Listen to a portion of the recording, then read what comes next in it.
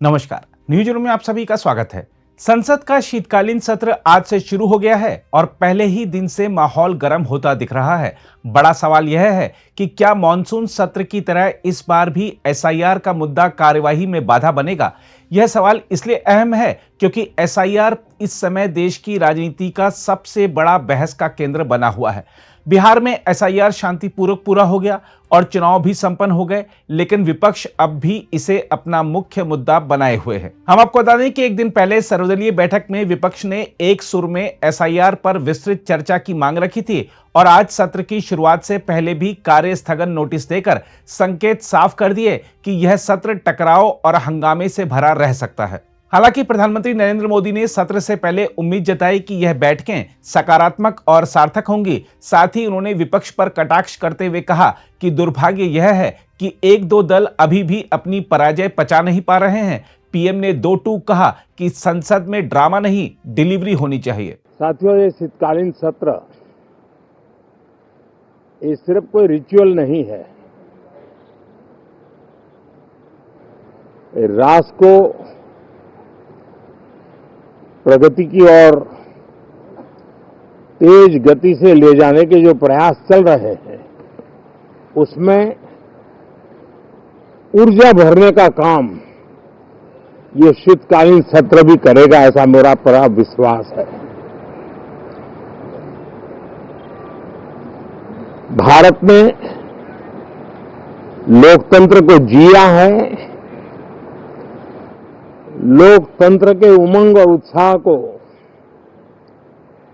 समय समय पर ऐसे प्रकट किया है कि लोकतंत्र के प्रति विश्वास और मजबूत होता रहता है।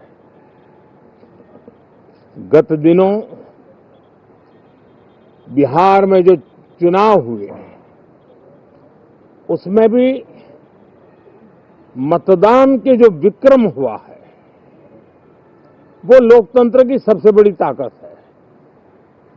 माताओं बहनों की जो भागीदारी बढ़ रही है, ये अपने आप में एक नई आशा, नया विश्वास पैदा करती है।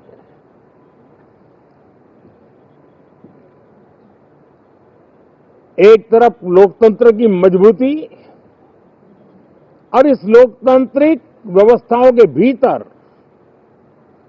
अर्थतंत्र की मजबूती, इसको भी दुनिया बहुत बारीकी से देख रही है। भारत ने सिद्ध कर दिया है, डेमोक्रेसी कैन डिलीवर। जिस गति से आज भारत की आर्थिक स्थिति नई ऊंचाइयों को प्राप्त कर रही है, विकसित भारत के लक्ष्य की ओर जाने में ये हमें नया विश्वास तो जगाती है, नई ताकत भी देती है। साथियों, ये सत्र संसद देश के लिए क्या सोच रही है, संसद देश के लिए क्या करना चाहती है, संसद देश के लिए क्या करने वाली है, इन मुद्दों पर केंद्रित होनी चाहिए। विपक्ष भी अपना दायित्व निभाए, चर्चा में ऐसे मुद्दे उठाए, मजबूत मुद्दे उठाएं, पराजय के निराशा में से बाहर निकल करके आए। और दुर्भाग्य है कि एक आध दो दल तो ऐसे हैं कि वो पराजय भी नहीं पचा पाते। और मैं सोच रहा था बिहार के नतीजे इतना समय हो गया है तो अब थोड़ा संभल गए होंगे, लेकिन कल जो मैं बयानबाजी सुन रहा हूं उनकी, तो उसे लगता है कि पराजय ने उनको परेशान करके रखा है। लेकिन मेरा सभी दलों से आग्रह है कि शीतकालीन सत्र में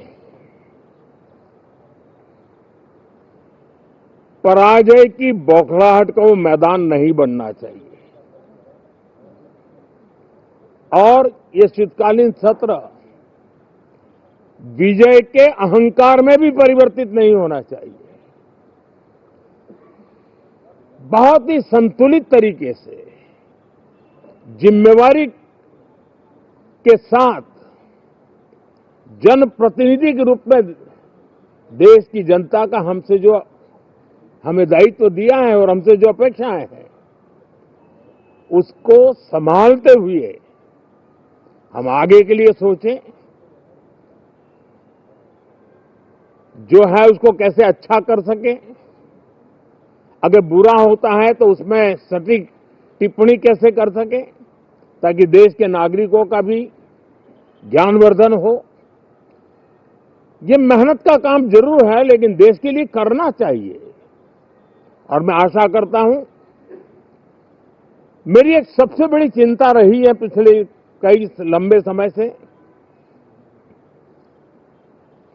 सदन में जो पहली बार चुन करके आए हैं या जो छोटी आयु के हैं, वैसे सभी दलों के सभी सांसद बहुत परेशान हैं, बहुत दुखी हैं। उन्हें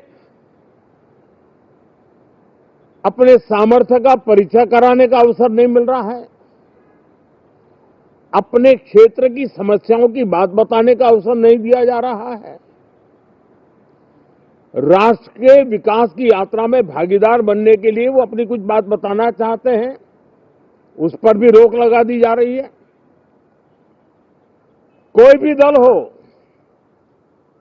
हमें किसी को भी हमारी ये नई पीढ़ी के आ रहे नौजवान सांसद, पहली बार आए हुए सांसद, उनको अवसर देना चाहिए।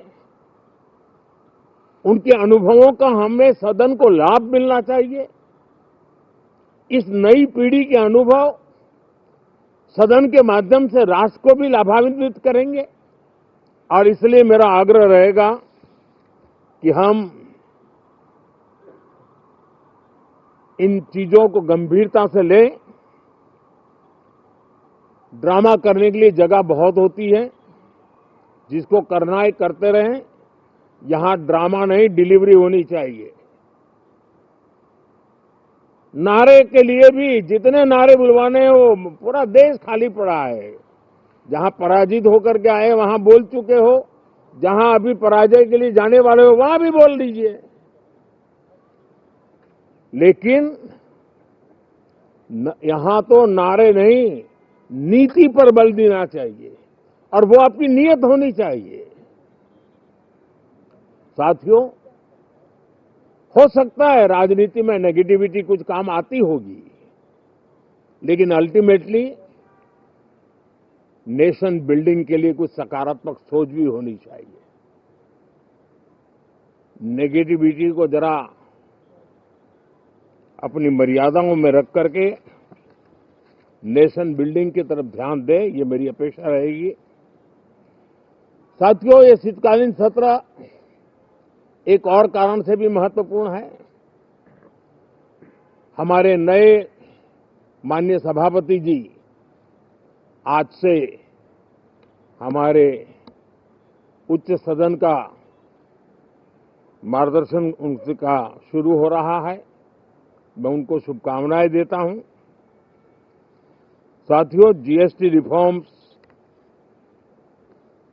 एक नेक्स्ट जनरेशन रिफॉर्म्स के लिए देशवासियों के मन में एक श्रद्धा का वातावरण पैदा किया है। इस सत्र में भी उस दिशा में बहुत सारे काम होने वाले हैं।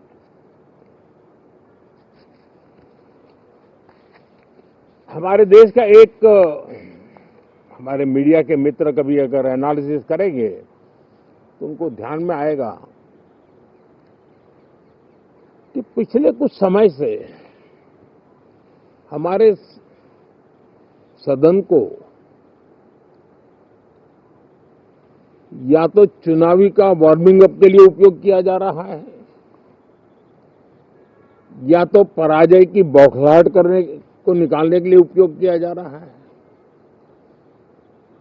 अब मैंने देखा है कुछ प्रदेश ऐसे हैं कि सत्ता में रहने के बाद इतनी एंटी इनकम्बेंसी है कि वो वहां जनता में जा नहीं पा रहे हैं, वहां लोगों के बीच जाकर के अपनी बात बता नहीं पा रहे हैं, और इसलिए सारा गुस्सा या सदन में आकर के निकालते हैं और सदन को अपने उस राज्य की राजनीति के लिए इस्तेमाल करने की नई परंपरा को कुछ दलों ने जन्म दिया है।